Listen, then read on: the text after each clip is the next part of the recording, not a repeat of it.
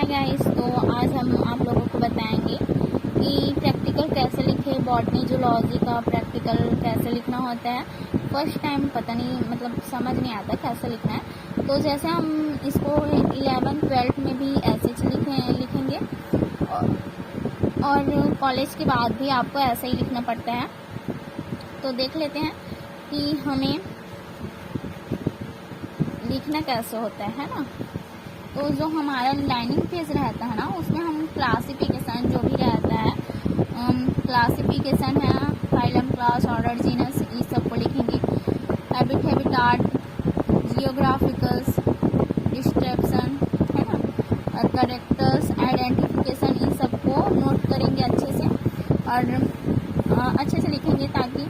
और हम करेक्टर्स को ऐसे लिखें कि पाँच है तो आराम से आ जाए। एक पेज में लिखना होता है, इसको अलग पेज में नहीं लिख सकते हैं, लिख भी सकते हैं, लेकिन उस एक पेज में ही लिखना बहुत अच्छा रहता है। हमारे यहाँ सर बोलते हैं कि मतलब हमारे कॉलेज में कि आपको एक ही पेज में लिखना है।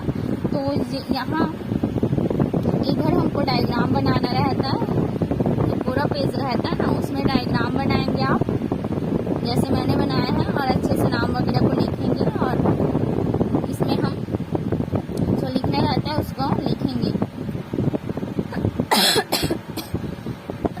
बहुत खांसी आ रही है ऐसे। तो इसमें हम डायग्राम नहीं बना सकते हैं और पूरा पेज में है हम लिख नहीं सकते। इसका काम सिर्फ है डायग्राम बनाना है इसमें पूरे पेज में, और इसमें हमको लिखना है। तो ऐसे ही हम सभी में लिखे हैं। ये देख लीजिए, हमारा इधर भी हमने अच्छे से लिखे हैं, इधर लाइनिंग में। और ये देखो, हम यहाँ पर डायग्राम बनाया है, रैबिट का है हमारा डायग्राम, है ना। और ये इधर हमने फिर से डायग्राम बनाया है और इधर हमने अच्छे से फिर से लिखे हैं। देखो, मैं सभी में ऐसे से लिखी हूँ, क्लासिफिकेशन को, जियोग्राफिकल को, हैबिटाट को, और करेक्टर्स और प्लस आइडेंटिफिकेशन, सब में मैं अच्छे से लिखूँ। मतलब यहाँ पर देखो, फिर पूरे पेज में हमने डायग्राम बनाया है और इधर फिर से हम लाइनिंग पेज में अच्छे से वही लिखे हैं। ऐसे मैं सबको लिखूँ, आप लोग भी ऐसे लिख सकते हैं, है ना। तो ऐसे बनाना होता है हमको प्रैक्टिकल कॉपी, है ना, या फिर प्रैक्टिकल पेज वगैरह जो भी है।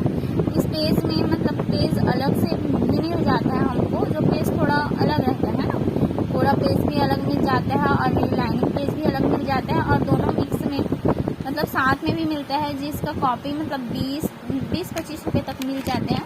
तो आप ऐसे करना कि दोनों पेज वाला साथ में ले लेना, जिससे अच्छा भी रहता है। कॉपी दोनों साथ में रहता है ना, उसको कॉपी अच्छा रहता है।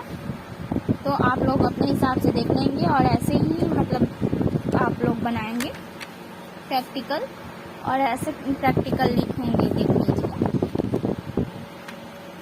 तो आप लोग बहुत अच्छे से समझ गए होंगे कि प्रैक्टिकल कॉपी कैसे बनाते हैं। मैंने बहुत अच्छे से लिखी हूँ, मैं मतलब बहुत अच्छे से लिखी हूँ। ये करते हैं, बहुत अच्छा डायग्राम बनाएंगे ना। ये इसके बाद हमारा ये वाला आ जाता है कमेंट, ये डी वगैरह का है, जो जीव जंतु रहते हैं, मैमल्स है ना, फ्रॉग है, ये सब का जो है ना।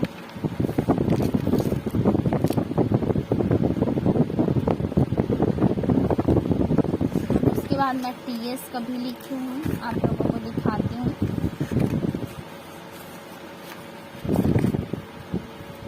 बहुत सारे लिखे हैं हम लोग। ये रहा हम लोगों का टीएस का। तो इसमें कमेंट लिखना रहता है प्लस आइडेंटिफिकेशन लिखना रहता है। इसमें क्लासिफिकेशन, जियोग्राफिकल, हैबिटाट लिखने की ज़रूरत नहीं रहती। इसमें आप एक ही पेज में कवर कर लेंगे और शॉर्ट लिखेंगे ताकि आपको प्रैक्टिकल एग्जाम के टाइम आसानी हो याद करने में, लिखने में। ये देख लो, मैंने बनाई है जैसे कि यहाँ पर कमेंट और आइडेंटिफिकेशन बस लिखूँ मैं, और यहाँ डायग्राम बनाई हूँ मैं, है सब ऐसे अच्छी बनाई हूँ।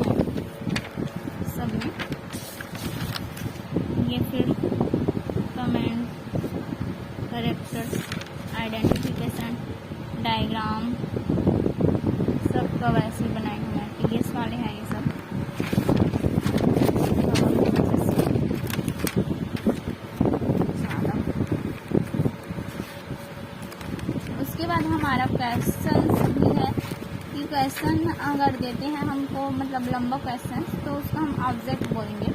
तो उसको हम कैसे लिखें, तो वो क्वेश्चन पर डिपेंड करते हैं कि कैसे क्वेश्चन है। जैसे कि हम यहाँ पर हमको क्वेश्चन मिला है ना, तो हम उसको सिर्फ लाइनिंग पेज में लिखें, क्योंकि इसमें डायग्राम नहीं है, तो सिर्फ इसमें लाइनिंग पेज का उपयोग किए हैं। रिक्वायरमेंट मटेरियल में नहीं लिखा, भूल गई।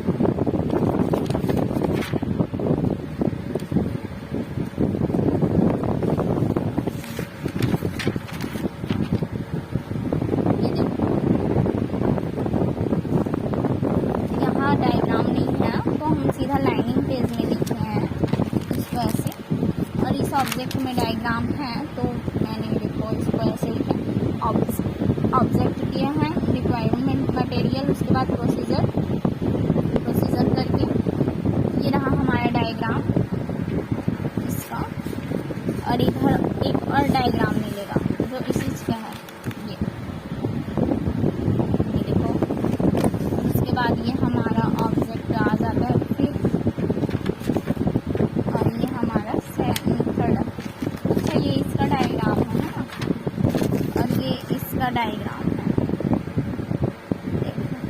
तो इस प्रकार से आप प्रैक्टिकल अच्छे से लिख सकते हैं।